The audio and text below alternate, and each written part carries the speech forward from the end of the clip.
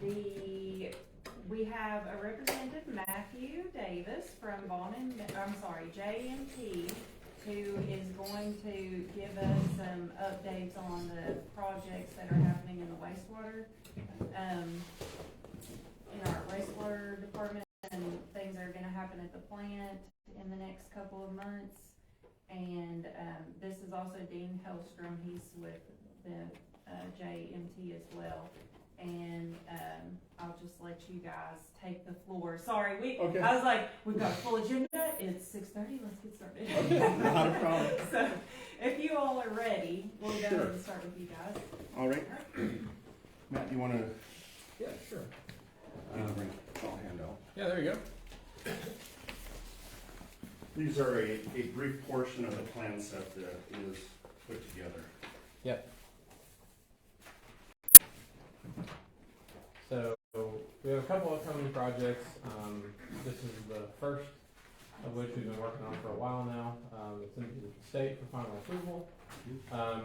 But that's, like Dean just mentioned, just a small overview of what we're looking at doing and what we're calling phase one. There's a larger report turned in 2020, 2021, so it's been a minute, talking about several long-term projects, but this is just the first of those. The first thing that we're doing, we're just adding a couple pieces of equipment and then swapping out some of them. If you've seen any pictures out there, there's a couple concerns, but the first thing that we're doing is we're adding a mechanical drum screen that will just be right at the start of the plant. You'll see that on that third sheet or so. So that's one of those. On the third sheet, it is kind of on the bottom left of the. And I'm sorry, I'm gonna interrupt for just a second. Yep. I just want to reiterate that these plans have been in the works for several years now.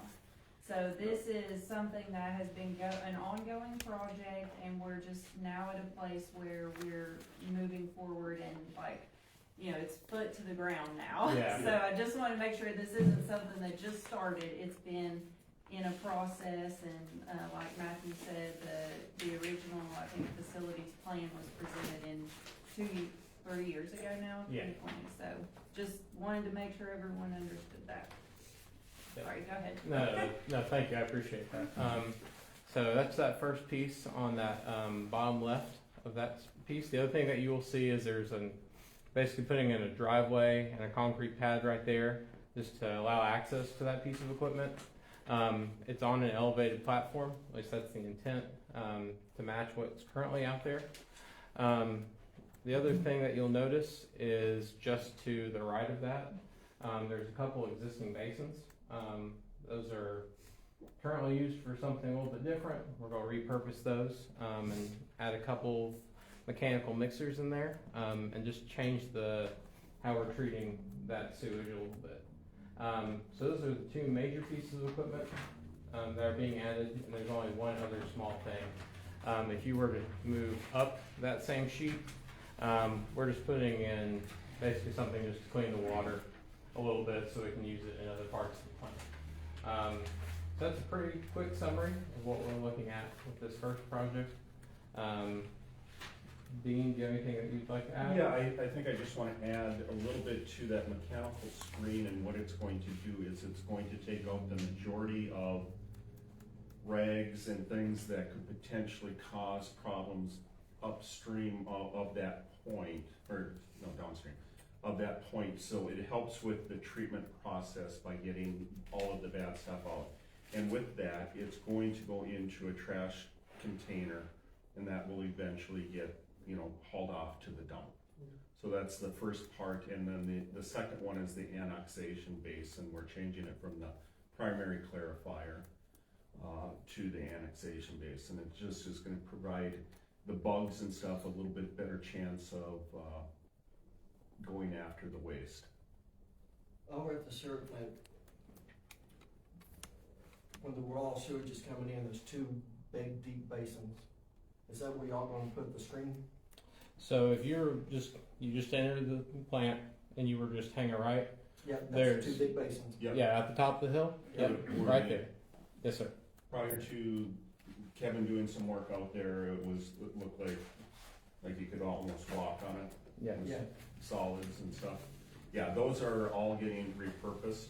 And there's currently some chains and things, and I think Kevin has been working on pulling that out of there and putting in some blowers, but we'll repurpose that whole basins.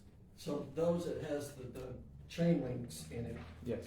back when it was operational, Mhm. that was actually what was cleaning the waste, the rags and stuff Mhm. out of the system. Yes. So what are you gonna repurpose that with? So, What's your plans of putting in that spot? so to substitute basically that, what was going on, that's what the drum is for. Is basically handle the rags and all that stuff. And like Dean sort of mentioned, the purpose of reusing those basins is to basically just increase the treatment you're getting biologically. So we're just basically increasing the length of time that it's actually getting treated biologically. We're handling the physical process a little bit earlier on in the treatment train. So. Out of all the auto ones, I'm probably more familiar with how that setup was originally set up, because I worked over there. You worked over Mhm. So that's why I was asking about, I knew about two deep tanks and Yep. where the chains and stuff are. Yes. So does that answer your questions? It does, Great. yes, thank you. Thank you. And part of the delay, it's kind of, we've had a delay in this, and we apologize for that. That's on us. We had a change in staff. So it took us a little while to get that taken care of. In addition to what else is going on with this project is we have surveyed and we've created a map. It's a GIS map of the entire sewer system. That is something that you had not had before. And we're in the process of working with Emily. Eventually, I think there's finally some verbiage out there what the asset management plan is supposed to be, and we'll take a look at that. And what this will do is you will have a mapping system for the future, something that at least now you actually can physically log in and take a look at that system. How long will it be before you have this thing all the way done? Start date. We're waiting for last authorization from the state. Correct. And then also from council too, is I think we're gonna come at the next meeting and ask for authorization contingent upon the state approval of the plans. So, we hope to have that yet this month and then advertise, and typically it's 30 plus days to advertise. So I'm thinking May, June, for opening an award. And then I think, what do we have? How many months? We got 6. I would say, let's just assume there's still some supply chain issues. I'm gonna say it's gonna be up to a year from that point to get it completed. Gives us a little cushion. I don't wanna say 6 months and it's a year. Yeah. I'd rather say it's a year and be done in 8. Completely done. For the With first this phase. phase. Well, that's what I'm getting. Yeah, Yeah. that's project. And Yeah. then what's the other phase? So that was what we were going to also talk to you about today, is we had met with Kevin and have identified, if you're out there, you see the drying beds, and that's been a problem, and then you're aware that, hopefully, you're aware that the belt press does not work. We've looked at, some options of what is the best way to go about that. We met with Kevin, we did a tour of, was it 2 facilities? 2, yes. And what it is it's a screw press. So you have your waste at the end, you add some chemicals, some polymers to it, and then it goes into the screen press and screw press, and what it does is it pushes the water out of there and produces a cake. And depending upon your settings and the how it's going to react with your waste, you'll get a real dry or it'd be slightly moist cake. And we kind of saw that at both facilities. One produced a really dry cake and the other one had a little bit of moisture And then you just take that and you would be able to bring it to the dump. No way you recycle or anything like that? Not at, I don't think we're producing a Class A solid where you could, you know, sell it and Okay, I stuff know like that. some places they recycle that. Yeah. You know, they make mulch and stuff out of it. Yeah, not, I don't think that's an option at this time. No, we're not set up for, Yeah. well, Class A or Okay. Class B biosolid. So it's just kind of landfill. Okay. So what I have here is, what we believe the project cost will be. The equipment itself is about $365,000. We do know we'll have to make some changes within, well, the good news is we've worked with the supplier, Matt and the supplier, have come out, we've looked at where that belt press is sitting now, in that garage area. I don't know, have you all seen that location? No? I'm familiar with that. Yeah, so if we go back to that, plan area, it's kind of in where the drying beds are, there's that garage on the north Yeah. side, and that's kind of where it sits in there. Okay, that's good. So that middle compartment, or the middle garage part, you have the one where you come in from the east, then the other one you would enter from the north, if you were gonna drive into it. We would replace that belt press with the screw press. And then, what's nice about that is the belt press takes one or two people to constantly monitor it and not be able to leave it during its operation. What the belt press, or the screw press allows you to do is start it and you can walk away from it. And there'll be SCADA that he'll get alarms if there's any issues or concerns. How big is when you press it out, how big is the waste? When actually they squeeze it out and everything, the size of it?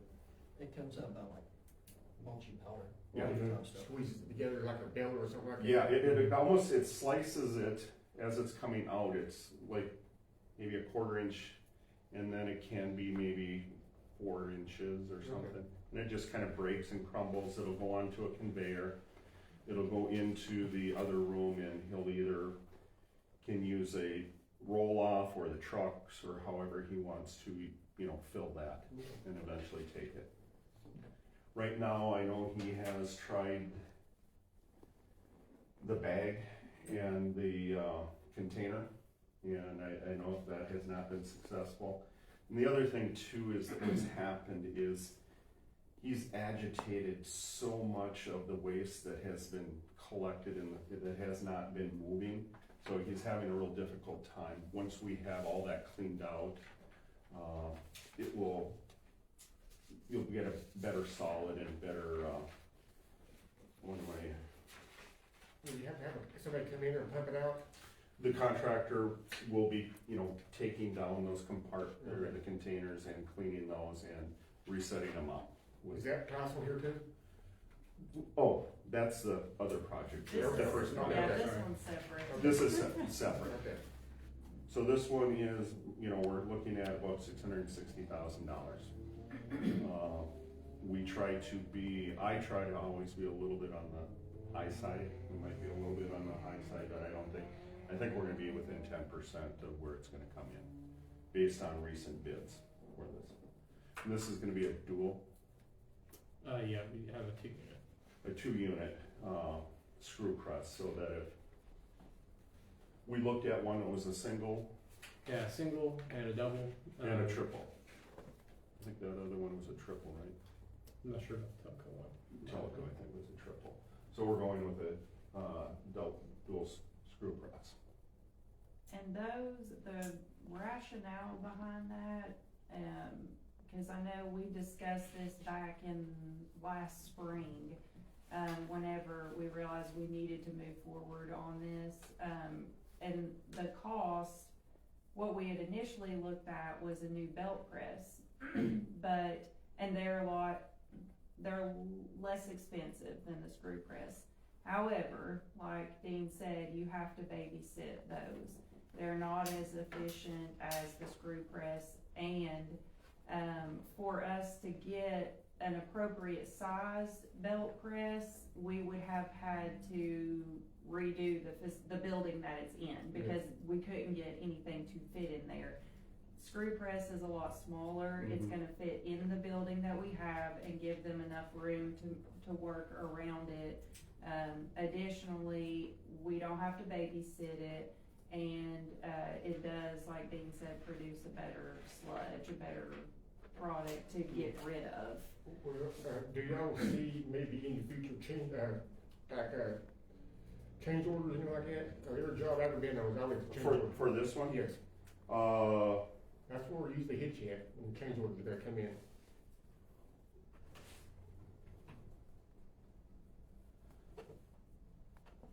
here's what, these come on a skid, right? Everything's almost mounted in there. We've already met with the supplier.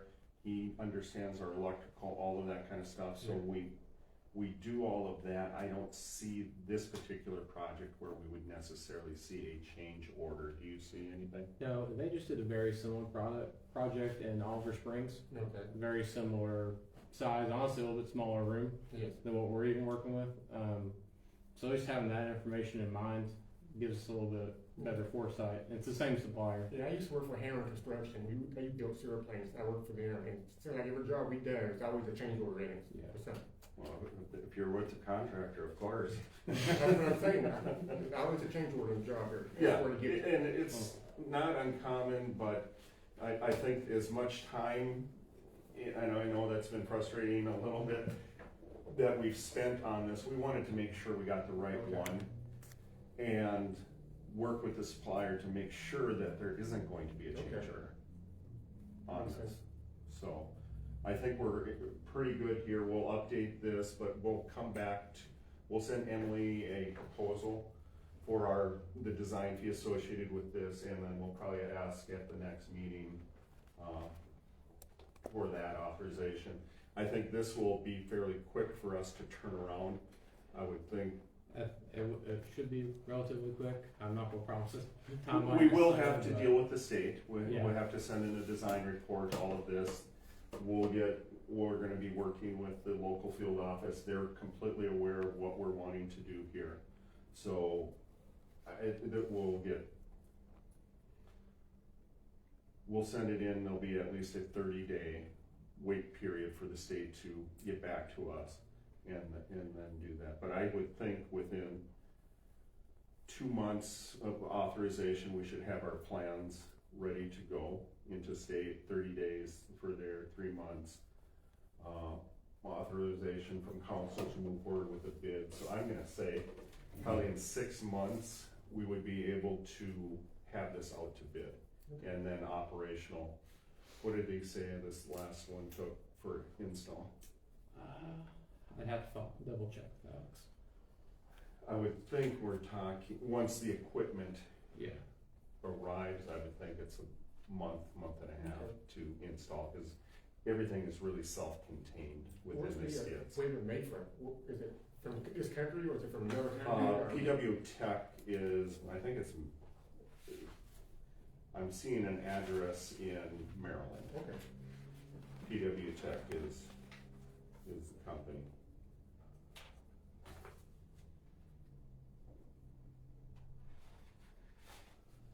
So that is the second item, and then just an update. Have you updated on the SCADA? No. I'll let you do that. Yesterday, it's already been Yeah. feels like longer than that, sorry. We had a pre-construction meeting with Source Automation, who is doing the SCADA at all of the lift stations where they're putting in the pressure transducer, the SCADA, which would be cellular communications. And they're going to start, we'll have the mayor sign the contracts next week when she gets back in. And I think they will purchase the equipment, and I think they said 2 to 3 weeks for the equipment to come in, and then they'll start putting them in, figuring a day to 2 days maybe per station. So we're looking a month and a half for that to be completed. And we do have a June 18th completion date on that. So, once we have that, they'll have constant communication and know levels in the tanks and stuff, so if something does overflow, they'll get immediate notification instead of somebody calling and saying, hey, we got a problem. So, Does that kind of check one of those boxes off of the state? both, all of these are check boxes with the state. And I think, Kevin, you guys are also looking at doing some security at each of the stations. Yes, so too. just an update on that, we got one quote so far, we're still waiting on 2 additional quotes for fencing around each of the lift stations. And the one, I did not bring, it's in my budget folder, but it was, around between 40 and 50,000. So it's gonna be, probably a little bit more costly than I thought it was, but Inside. oh, the 10, plant. that's right, yes, we have 10 because one is already inside the plant.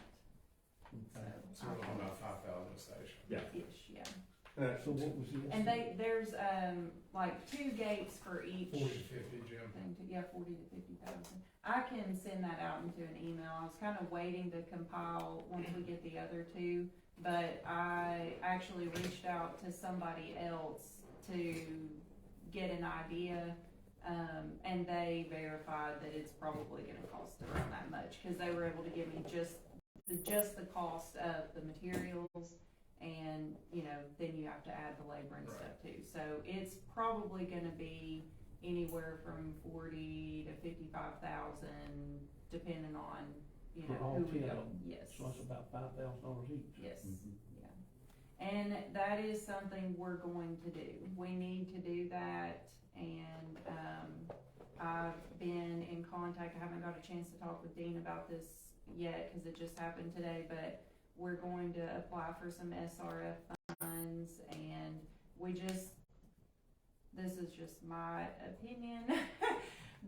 You all are the voting members, it's your responsibility, but we have momentum, and I don't want to lose the momentum that we have. I would like to see our wastewater plant get into a functioning state where it's, functioning properly, and, these are things that we need to do that. Also, we are trying to get back in good graces with the state, and by complying with director's orders and doing the things that money and we didn't. So now we're playing catch up, and I know there's, dollar signs everywhere, but it's just part of it, and we need to do it, so. On this phase 1, we have money on hand for that already, right? We do, And yes, that's what Mike we've said. got the ARPA funding, we've got,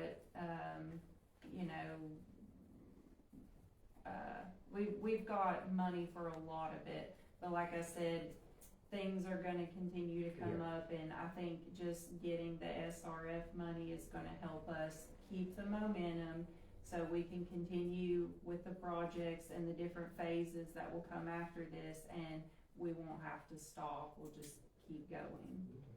And I think there's also some competitive grants Yes, that are yes. going to be coming out, but I don't think they've provided the information yet on that. Yeah, it's still preliminary, but yeah, there's a lot of funding sources out there. We're gonna go for any and everything we can, because again, these things are really important that we, in the turn on, Independence, there was a person who was squatting in one of those houses, and they were using the electrical source from that lift station to give power to the house, and so we had issues with that, and fencing would just keep those kind of things from happening. It needs to be secured. So not enough to mount anything, you may get something that you don't want. And are they local? So, Is there a deadline, how soon they can get them and get them fenced in? I mean, as soon as we choose who's gonna do the work, you know, they'll probably start immediately. Okay, So, I think it'd be a good thing to put it on the agenda and get it done. okay, we'll put it on there. Well, just one question, would that conflict with anything being installed by June 18th on those? I don't know what the equipment looks like that y'all are bringing in to have to, install the SCADA, how'd you say that? Yeah, the SCADA will be completed by June. Will fencing that off cause any conflict with that? No. Okay, that's one. No. Yeah,